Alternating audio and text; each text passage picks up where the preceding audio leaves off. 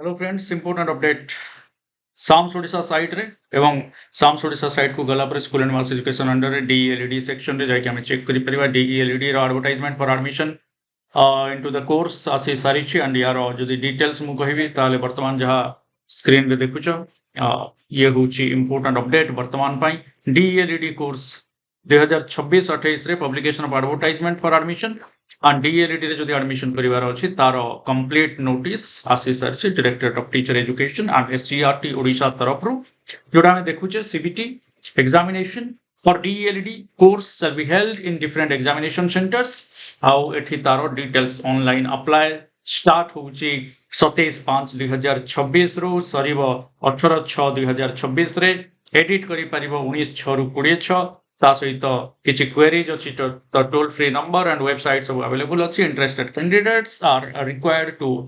refer the information brochure available on the above mentioned website for D.El.Ed course 2026-28 and एठी भी हमें तारो details देखि परिबा मु टेलीग्राम चैनल रे मध्य डिटेल इंफॉर्मेशन ब्रोचर को देई देबी सो दैट ताको देखि कि जानि परिबो जे केमती कोन अप्लाई हबा and everything in detail total seat केते अछि सब जिंस डिटेल जानि परिबो तो मु यार ए दुईटी इंपोर्टेंट पीडीएफ वर्तमान ही